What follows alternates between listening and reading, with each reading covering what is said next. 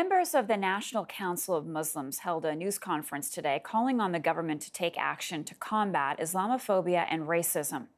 It tears my heart to know that what used to be a sanctuary for us, for our youth, for our children, can now be a place of killing.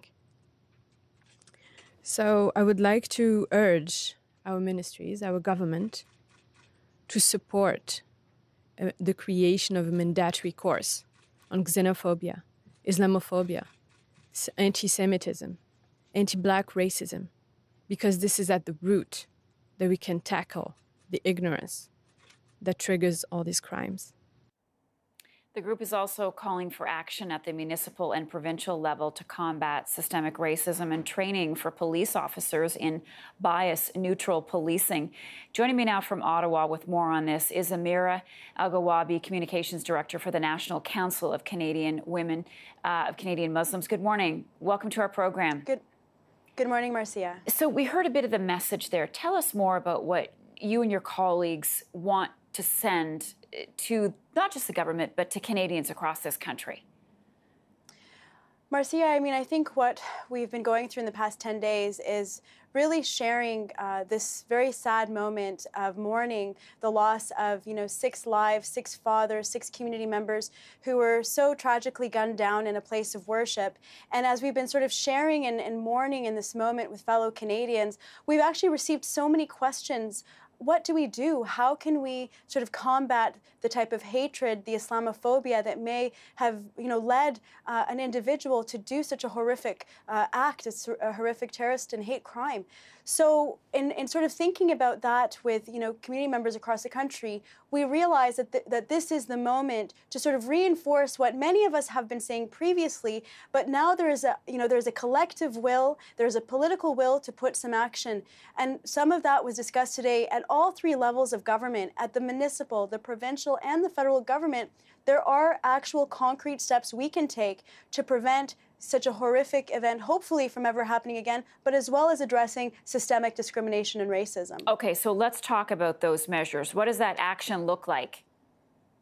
So at the municipal level, we're calling for increased resources for police services across Canada to combat hate crimes, as well as to do outreach and education. Many police services do not report publicly on the number of hate crimes targeting any group in their city. We want to know, because at the moment, the numbers we get are 2 years later from Statistics Canada. That's too late to really start to sort of understand if there's a problem, for example, here in Ottawa or any other city across the country. So we want increased resources at that level. At the provincial level, there was calls for a mandatory course in secondary schools that would examine and explore anti-Black racism, Islamophobia, anti-Semitism, and you talked about it in the clip, to really help educate, our future young people and young leaders and community members on this kind of hatred and ignorance that's out there, and that teachers will have increased resources to do that. And as well, we also looked at the province of Ontario recently started an anti-racism directorate, and we thought that's a great initiative, and maybe other provincial governments should look at that and consider doing something similar. And finally, at the federal level, there's a motion right now called M103 that is calling for a task force to examine systemic racism in this country, including forms of religious discrimination and Islamophobia. So do you feel that you have a handle on how much Islamophobia is out there? It's interesting that you point out that many of these crimes aren't reported. Absolutely.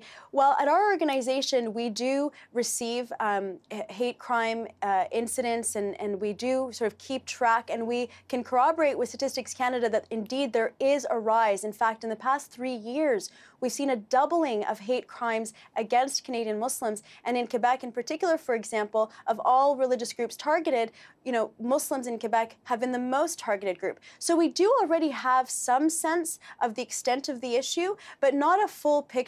Up to 2/3 of people do not even report hate crimes.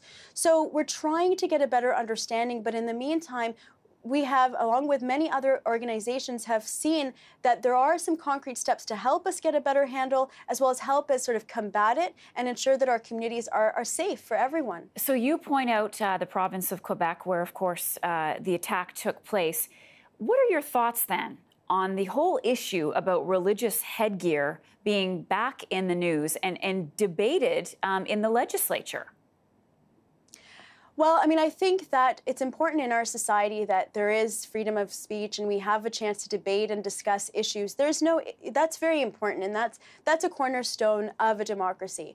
But by the same token, religious freedom is also a cornerstone of our democracy. So I think that if there are going to be discussions about, what a woman wears on her head, or if a Jewish man wants to wear a kippah, or if a Sikh man wants to wear a turban, that we can have those discussions, but not to marginalize or sort of stereotype entire communities, because as we've seen, unfortunately, that does lead to myth, stereotype, and we often see an immediate spike in the number of hate crimes that are reported to us during those contentious debates. So I think at this moment, we really do want to call on elected officials to be very careful with how they have these discussions, so as to continue to reinforce the positive impact and the positive contribution of diverse communities, including Canadian Muslims.